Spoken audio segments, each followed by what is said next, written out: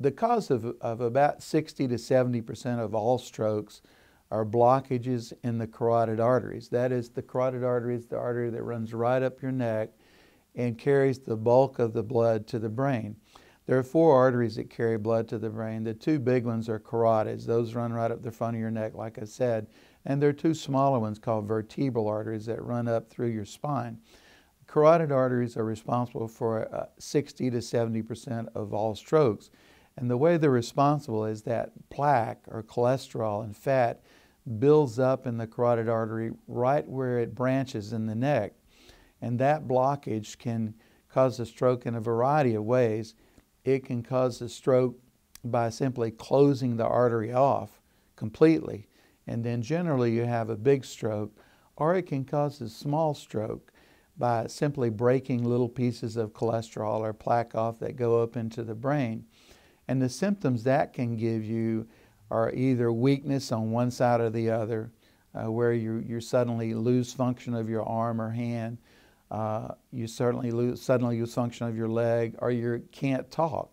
Sometimes it's what we call amaurosis fugax, which is fleeting blindness.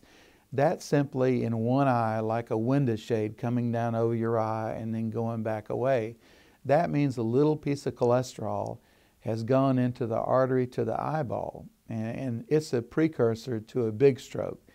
There are 3 types of strokes. One is a transient stroke that sometimes is called a TIA, or a transient ischemic attack. And then there are resolving strokes that last about 24 hours.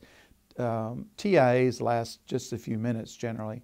Resolving strokes can last 24 hours, and then obviously big strokes will last forever. And sometimes people are paralyzed on one side or the other, and sometimes experience death from a stroke.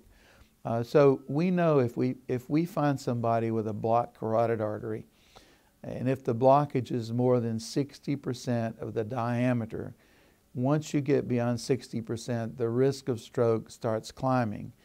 And we know that beyond 60%, the risk of stroke is ultimately 100%.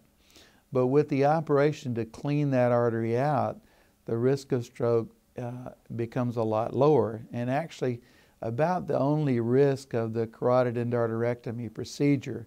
Endarterectomy is sort of like a rotor-rooter job where you clean the carotid artery out. About the only risk of that procedure is there is a tiny risk that we're going to give you a stroke during that procedure. And we've been doing it very much the same way for about since 1979. So we know that risk after having done thousands of carotid endarterectomies is about 0.6%. So that's somewhere around 1 out of 200 people will have a small stroke during the operation, versus if we leave that artery alone, the risk of stroke is 100%. So we're looking at a small risk versus a huge risk. The operation itself is done by making a small incision right down the front of the muscle in the neck, and we go in and we clamp the artery above and below where the blockage is and simply peel it out, peel the plaque out, very much like peeling a tangerine from its cover. And then once we finish, the artery is open like this. Instead of closing the artery back, we put a little patch over the top made out of bovine pericardium. That's the heart sac of a calf. That patch does 2 things. It helps prevent the artery from blocking down again, but it also makes the artery just a little bit bigger. So the risk of blocking down is less, and the risk of having a stroke during the operation is actually less. So we know that we prevented a lot of strokes by cleaning the artery out. And then, of course, after we clean the artery out, the cause of the blockage needs treating as well, and that's usually cholesterol or high blood pressure, diabetes. So we would recommend that the patient stay on aspirin if they can take an aspirin a day forever.